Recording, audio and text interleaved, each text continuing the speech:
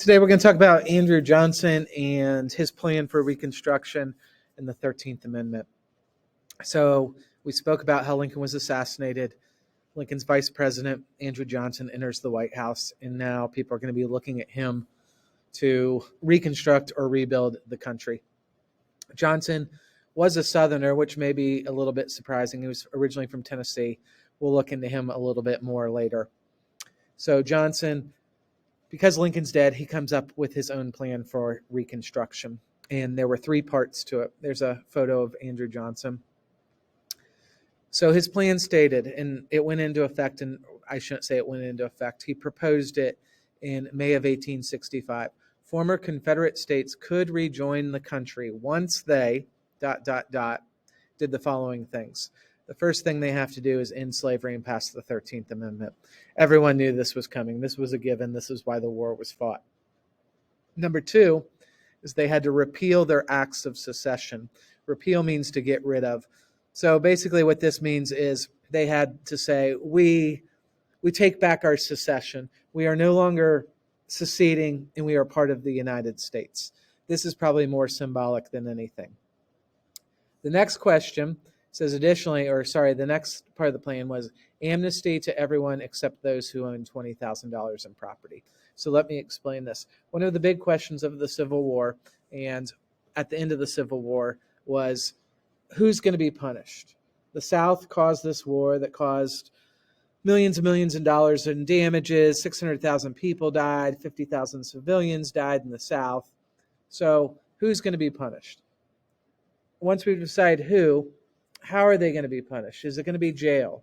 Is it going to be fines? Is it going to be they lose their property? Stuff like that. So back to this. Amnesty to everyone except those who own $20,000 in property. Amnesty, what it is, it's forgiveness for crimes committed. And monopoly, it's the get out of jail for free card. So what this is saying is everyone in the South will be forgiven, no punishments, except those who own $20,000 in property, who own $20,000 in property, and those were your big-time slave owners. Not just a person that owns one slave, but we're talking about plantation owners. So they're going to be the ones that are punished. Their punishment, according to Johnson, was going to be this. They would no longer be able to vote, so take their voting rights away, and they would no longer be able to run for office. So maybe you think that's a harsh punishment. Maybe you think it's not. Anyway, this was just Johnson's plan. Doesn't mean it's going to go into effect. We'll talk more about that later. But let's go on and talk about the 13th Amendment. 13th Amendment, originally proposed in January of 1865. I'll explain in just a second quickly how it actually becomes an amendment. In very simple terms, the 13th Amendment abolishes slavery in the United States. There is one exception. I know it's hard to read up here, but it says except as a punishment for crimes. So technically speaking, if you are in prison, you can be working in prison and not being paid. But anyway, Lincoln was still alive in January of 1865, so he's trying to get this passed. It doesn't become official. It doesn't get added to the Constitution until December. Lincoln's dead by December. In order to get it approved, you got to get 75% of the states to pass it.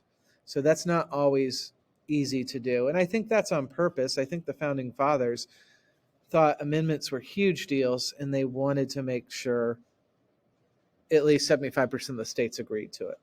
So it goes in, they get their 3/4 in December. It goes into effect. Interestingly enough, 3 southern states, Virginia, Louisiana, and Tennessee, actually approved it before the war ended. What does that tell you? After all, they're fighting to keep slaves. I think the moral of the story here is Virginia, Louisiana, and Tennessee realize that, number one, the South is going to end the war or lose the war. And number two, they're going to have to pass this eventually. So they go ahead